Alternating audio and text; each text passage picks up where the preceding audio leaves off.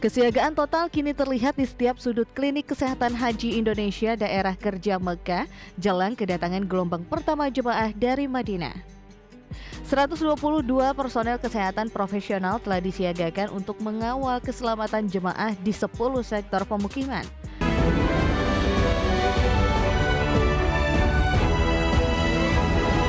Ya, pemirsa, menjadi garis pertahanan medis utama bagi ratusan ribu tamu Allah di Kota Suci, Klinik Kesehatan Haji Indonesia atau KKHI Mekah resmi mengoperasikan layanan darurat 24 jam tanpa fasilitas rawat inap.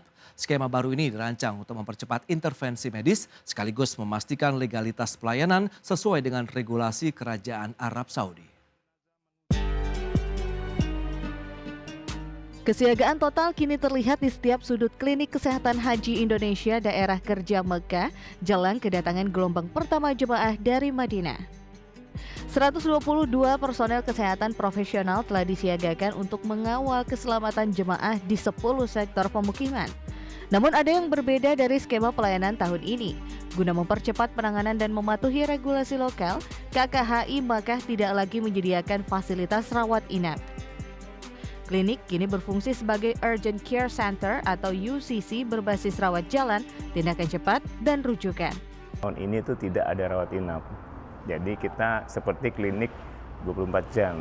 Klinik 24 jam itu bunyinya UCC, Urgent Care Center. Jadi karena UCC level 2, level 3, kita layanannya layanan klinik 24 jam, rawat jalan, kemudian kita lakukan tindakan, kemudian kita rujuk ke Rumah Sakit Arab Saudi. Meskipun tidak lagi menyediakan rawat inap, fasilitas pendukung seperti radiologi dan laboratorium tetap disiagakan dalam status kesiagaan tinggi. Negara juga memastikan perlindungan tetap melekat bagi jemaah yang harus dirujuk ke Rumah Sakit Arab Saudi melalui tim visitasi khusus setiap harinya. Dengan tingkat jemaah risiko tinggi yang mencapai 70%, sinergi antara kesiapan alat dan ketebalan personel menjadi kunci. Dengan kedisiplinan triase dan layanan darurat 24 jam, KKHI Mekah siap berdiri kokoh sebagai garis pertahanan medis terakhir untuk menjaga keselamatan jemaah hingga seluruh tahapan ibadah usai. Dari Mekah, Arab Saudi, Ike Kusuma, IDX Channel.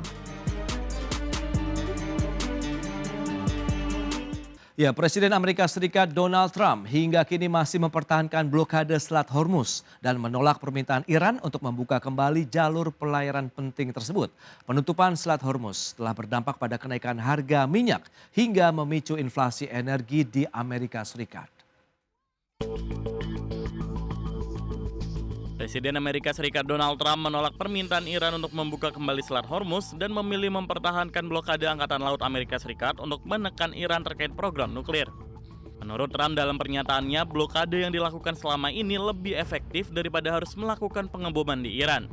Trump juga mengklaim Iran sedang mencari kesepakatan untuk mencabut blokade Amerika Serikat atas jalur pelayaran strategis Selat Hormuz. Presiden Amerika Serikat ini kembali menegaskan bahwa tujuan utamanya tetap mencegah Iran memiliki senjata nuklir. Menurut Trump, dirinya merasa nyaman dengan status quo saat ini yang mengisyaratkan bahwa ia tidak terburu-buru mendorong perjanjian komprehensif atau kembali ke medan pertempuran dengan mengerahkan kekuatan penuh melawan Iran.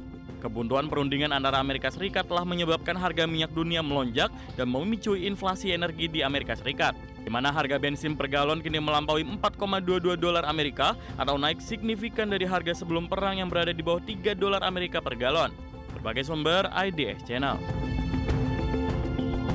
Pejabat Pertahanan Amerika Serikat menyebutkan dana yang telah dihabiskan untuk perang di Iran mencapai 25 miliar dolar Amerika Serikat. Namun demikian, pejabat tersebut tidak merinci poin-poin apa saja yang termasuk dalam perkiraan biaya yang telah digunakan tersebut. Pejabat Departemen Pertahanan Amerika Serikat mengungkap serangan Amerika Serikat di Iran sejak akhir Februari lalu telah menelan biaya hingga 25 miliar dolar Amerika atau setara sekitar 432,5 triliun rupiah. Ini merupakan pengungkapan untuk pertama kalinya dana perang di Iran oleh pejabat publik di Amerika Serikat. Jules Hurst yang sedang menjalankan tugas sebagai pengawas keuangan mengatakan kepada anggota Komite Angkatan Bersenjata DPR Amerika Serikat bahwa sebagian besar dana tersebut digunakan untuk amunisi. Namun Jules Harsh tidak merinci poin-poin apa saja yang termasuk dalam perkiraan biaya yang telah digunakan tersebut.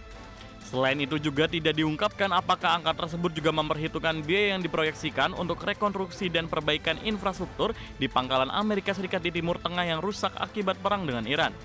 Selain itu juga masih belum jelas metode perhitungan yang dilakukan oleh Pentagon hingga merilis angka 25 miliar dolar Amerika sebagai biaya yang telah dikeluarkan untuk perang di Iran. Hal itu mengingat pernyataan seorang sumber pada pekan lalu yang menyebut Amerika Serikat telah menghabiskan dana setidaknya 11,3 miliar dolar Amerika pada 6 hari pertama perang di Iran. Berbagai sumber IDX Channel. Mantan Presiden Korea Selatan Yoon Suk Yeol divonis 7 tahun penjara oleh Pengadilan Tinggi Seoul. Yoon dinyatakan bersalah karena menghalangi penyidik yang hendak menahannya pada Januari tahun lalu. Pengadilan Tinggi Seoul memperberat vonis hukuman terhadap mantan Presiden Yoon Suk Yeol dari 5 tahun menjadi 7 tahun penjara terkait tuduhan menghalangi proses hukum dan perkara lain yang berkaitan dengan penerapan darurat militer. Putusan tersebut dibacakan dalam sidang pengadilan tinggi yang menyatakan Yoon bersalah karena menghalangi penyidik yang hendak menahannya pada Januari 2025 terkait kebijakan darurat militer pada bulan sebelumnya. Adapun pengadilan banding menguatkan sebagian besar temuan pengadilan tingkat pertama. Termasuk menyatakan Yoon bersalah karena memerintahkan penghapusan catatan telepon yang bersifat rahasia serta mengeluarkan dan kemudian membuang pernyataan palsu setelah dekret darurat militer dicabut. Pengadilan juga menyatakan bahwa hak 2 anggota kabinet yang tidak menghadiri rapat telah dilanggar sehingga membatalkan putusan pengadilan sebelumnya terkait hal tersebut. Selain itu, pengadilan membatalkan vonis bebas Yoon atas tuduhan penyalahgunaan kekuasaan yang berkaitan dengan pernyataan pers yang tidak benar untuk membela penerapan darurat militer. Berbagai sumber IDX Channel. Ya, pemirsa, menyambut kedatangan gelombang pertama jemaah haji dari Madinah, daerah kerja Mekah memastikan garis pertahanan logistik dalam status siaga penuh. PPIH Arab Saudi Dakar Mekah menjamin kebutuhan konsumsi jemaah terpenuhi 3 kali sehari dengan cita rasa asli Nusantara. 12 kelompok terbang atau kloter perdana jemaah haji Indonesia dijadwalkan merapat di kota Mekah pada Kamis 30 April. Ribuan tamu Allah ini akan langsung menempati pemukiman di sektor 7 wilayah Misfalah. Guna memitigasi permasalahan distribusi makanan di hari pertama, Kepala Dakar Makkah Ihsan Faisal memimpin langsung inspeksi ke dapur Al-Zat.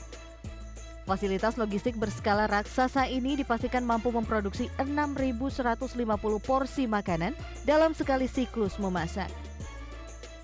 Kapasitas masif ini disiapkan untuk menyuplai jatah makan jemaah sebanyak 3 kali sehari, yakni pagi, siang, dan malam dengan takaran nutrisi yang telah diukur presisi oleh ahli gizi. Jadi jemaah Indonesia tidak perlu khawatir, ya. Makanan sudah kita siapkan setiap hari 3 kali sehari dan itu insya Allah menunya pun sudah sesuai dengan menu yang sudah disusun oleh para ahlinya, keseimbangan gizi dan sebagainya. Untuk menjaga stamina dan selera makan, konsumsi jemaah menggunakan bumbu masakan Nusantara guna mempertahankan cita rasa Nusantara. Kebijakan penggunaan bumbu tanah air ini diharapkan dapat mengobati rasa rindu kampung halaman, sekaligus menjaga nafsu makan jemaah di tengah cuaca ekstrim. Sebelum didistribusikan ke jemaah, sampel harian diserahkan kepada seksi konsumsi. Ini menjadi prosedur mutlak untuk menguji kualitas rasa dan higienitas, menunjukkan ketatnya pengawasan negara demi mencegah risiko kesehatan atau keracunan massal. Dari Mekah, Arab Saudi, Ika Kusuma, IDX Channel.